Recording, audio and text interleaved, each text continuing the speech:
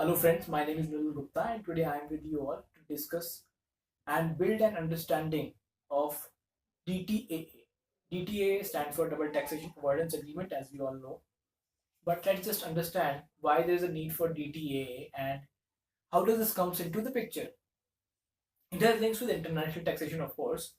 You see that the world has turned into a global village. There are people moving across the borders, coming closer and closer to each other. There is less restriction on trade, economic transactions are happening across various countries. In such a scenario, a person's total income is not just restricted to the national boundaries, but he can earn his income from any part of the world. So the basic question that arises is how much tax does he has to pay on this income, and where should he pay such tax? I mean, does he has to pay the tax in his resident country, or does he has to pay the tax in the source country from where he is earning such income? See, as per Section 5 of the Income Tax Act 1961 in India, a resident of India is liable to tax on his global income. So that means that if a person is earning his income from United States of America, from a source of income there, he is liable to pay tax in India on such income. Simultaneously, I'm sure that he will also be liable to tax in the United States according to the US tax laws on taxation of income.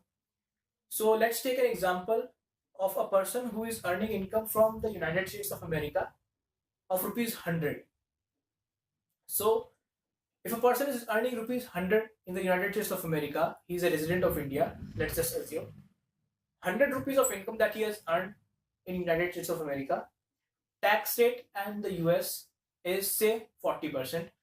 So the income tax that he has to pay as per US tax laws is 40 rupees, 40% on rupees 100. The income that that is available to him is 100 minus 40. 60 rupees is available to him when he has paid the tax in the United States. Now, since he is a resident of India, so his global income is taxable. So the 100 rupees that he has earned is again taxable in India at the rate of say 30%, the highest slab. So the tax incidence in India is 30% of 100. So that comes out to be rupees 30 in India. So he has to pay tax of rupees 40 in United States, then rupees 30 in India, and the net income that is available to him is 100 minus 40 tax incidence in US minus 30 tax incidence in India, and the net balance is 30 rupees. Now, don't you think that it is unreasonable on him to pay such high amount of tax?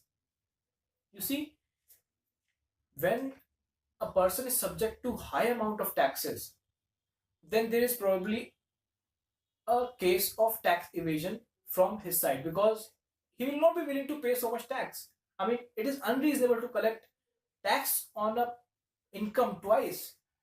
The US is also collecting tax on such income. India is also collecting tax on such income. So it is quite unreasonable. And when there is a high incidence of tax, people tend to avoid taxes.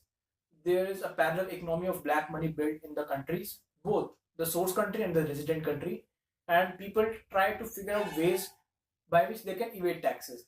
This does not benefit any of the countries. Neither he pays tax in India, neither he pays tax in the United States. So there is a need for mutual agreement between the countries to avoid this kind of double taxation. And these agreements that these countries mutually build are called as double taxation avoidance agreements or double taxation avoidance treaties. Section 90 subsection 1 gives the power to the government of India to enter into such double taxation avoidance agreements with various other countries across the world.